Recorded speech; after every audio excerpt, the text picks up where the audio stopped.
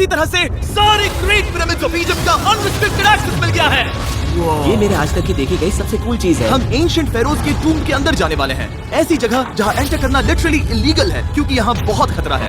अगर हम गिर गए तो? ओह हाँ, तुम बेशक मर जाओगे। हम स्विम करके पिरामिड्स के नीचे बने एक सीक्रेट अंडरग्राउंड टूम तक भी जाने वाले हैं। Oh my God! हमें एक्सप्लोर करने के लिए सिर्फ 100 घंटे मिले हैं और हम शुरू करने वाले हैं अभी इसी वक्त। मेरे पीछे आओ बॉयज, मजा आने वाला है। ये कितना खूबसूरत है। किसी ने यहाँ ये पत्थर 4500 साल पहले रखा था। बिल्कुल सही, ये पिरामिड लगभग 4500 साल पुराना है।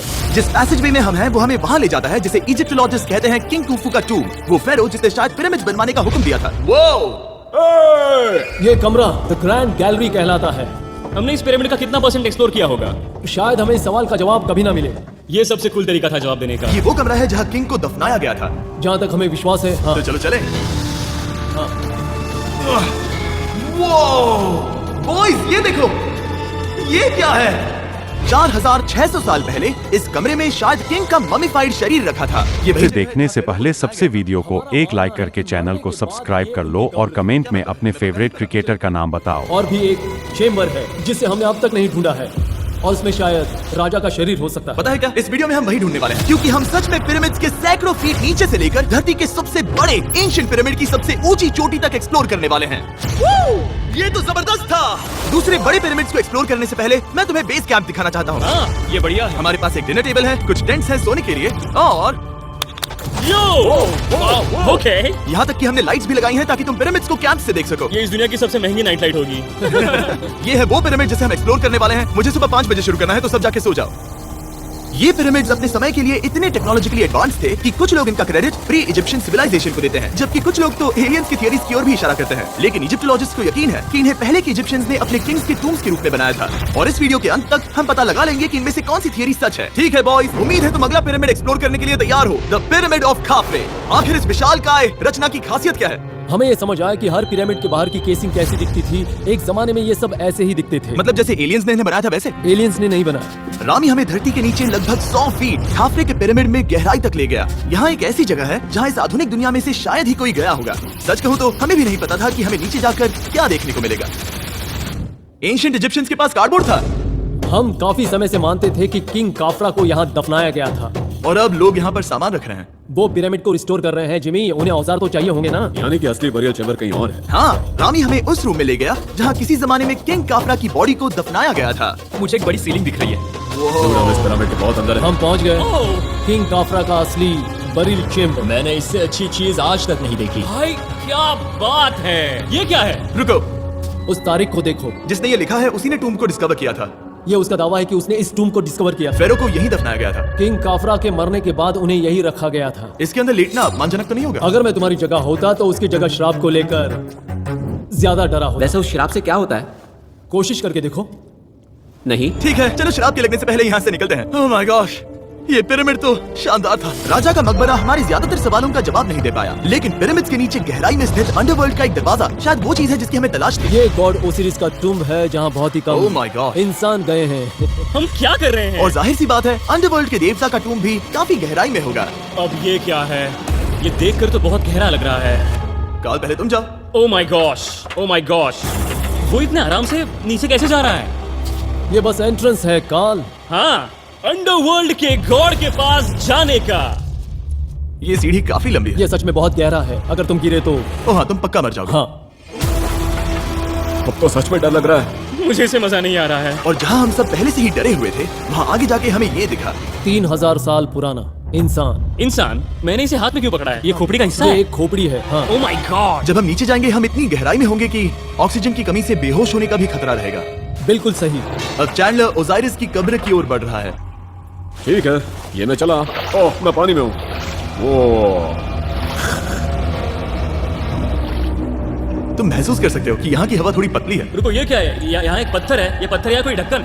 इस कमरे के ठीक बीच में गॉड ओसिरिस का सर्कोफेगस रखा है। यानी कि यहीं पर है उस अंडरवर्ल्ड का दरवाजा।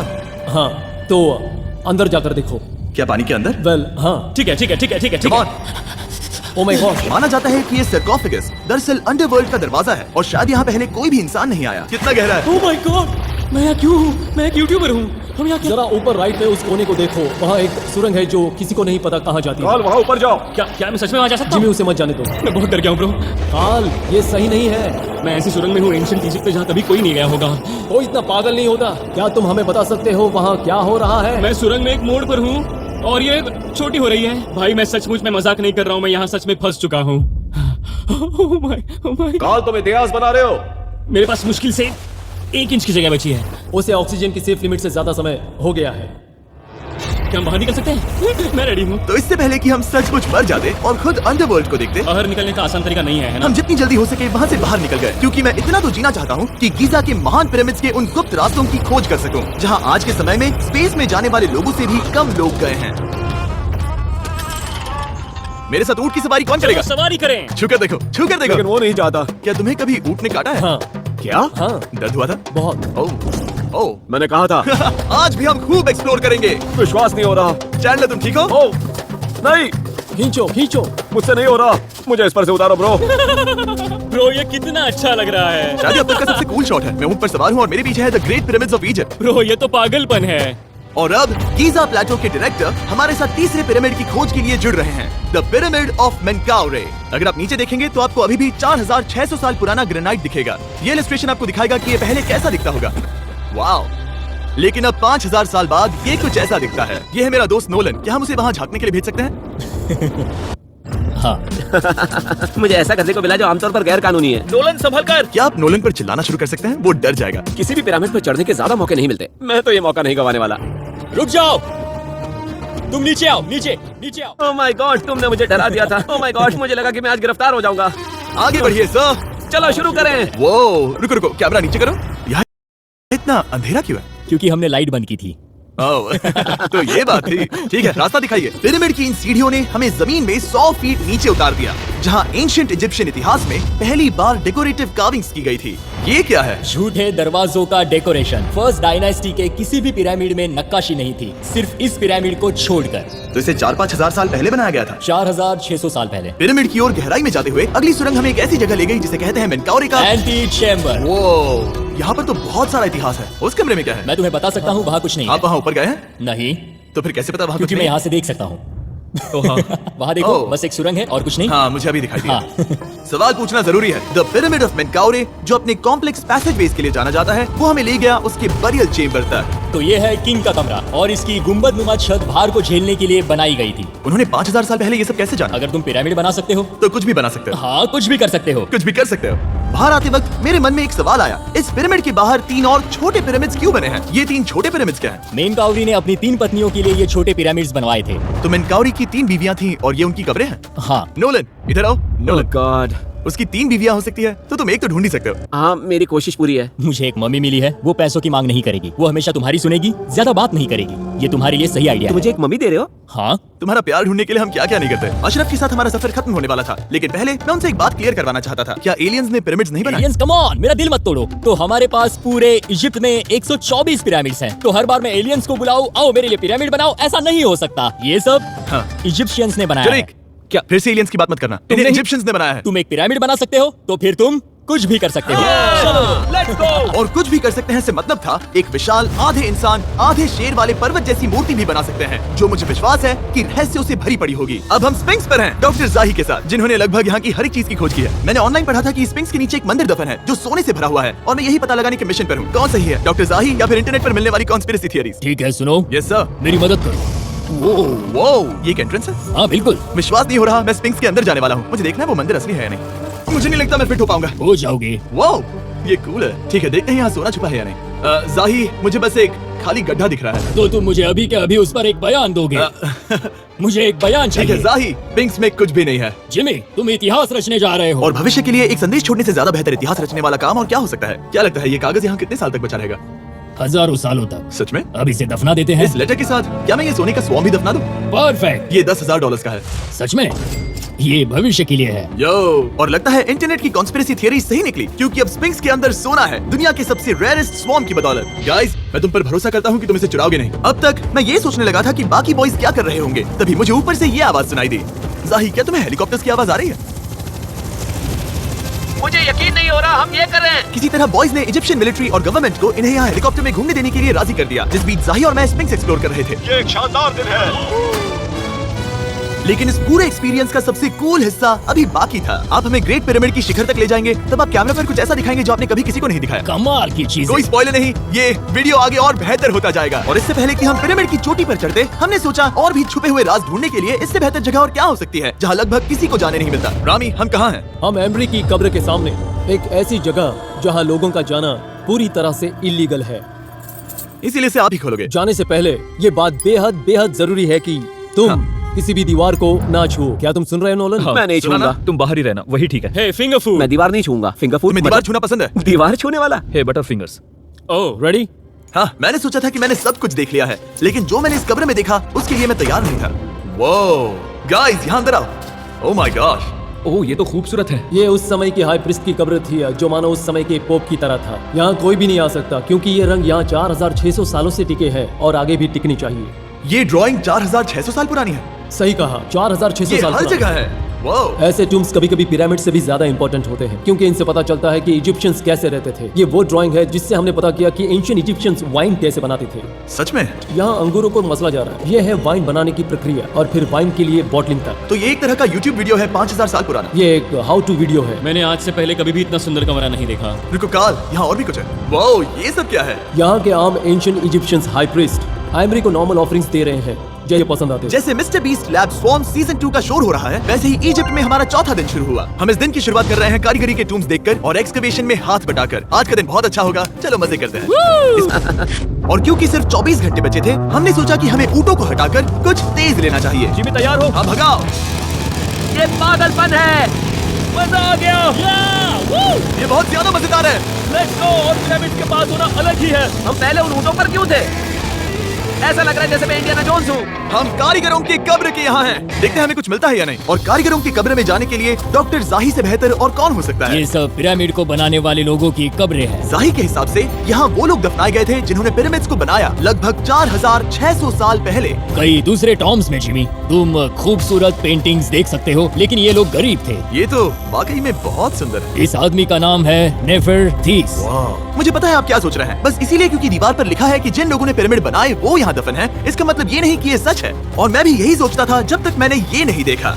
रुको रुको, ये रुको। वही है जो मुझे लगता है। क्या ये खोपड़ी है? जाही, मुझे आपसे कुछ पूछना है क्योंकि लोग सवाल करेंगे। आपने ये खोपड़ी यहाँ नहीं रखी थी ना? नहीं नहीं नहीं नहीं, ये वही जगह है जहाँ ये कंकाल पड़ा था। यानी 4600 साल पहले हाँ से? हाँ, हमने इसे बिल्कुल भी नहीं और छुआ। आप मुझे इसे खोदने दे रहे हैं? क्या ये रीढ़ की हड्डी है? हाँ, हमने पता किया कि यहाँ सभी पुरुष और महिलाएं जिनके कंकाल पाए गए उनकी पीठ में तनाव था। ओके। पूछो क्यों? क्योंकि वो भारी पत्थर उठा रहे थे। बिल्कुल सही। हाँ। बहुत स्मार्ट हो तुम। और ये सब बेवकूफ। अच्छा? तुम लोग कुछ बोलते ही नहीं। और इसीलिए आप कहते हैं कि एलियंस ने पिरामिड्स नहीं बनाए क्योंकि उन कारीगरों के शरीर यहीं पर है। मैंने इससे कूल चीज पहले कभी नहीं की। थैंक यू जाही इस कमाल के मौके के लिए। और आज रात हम एक और एडवेंचर करने वाले हैं। हम दुनिया के सामने कई राज पहली बार खोलने जा रहे हैं। पहली बार। ये मजाक नहीं कर रहे। हम सच में द ग्रेट पिरामिड के शिखर पर चढ़ने जा रहे हैं, जहां आज के समय में 50 से भी कम लोग गए हैं। ये अब तक का सबसे बेहतरीन दिन होगा।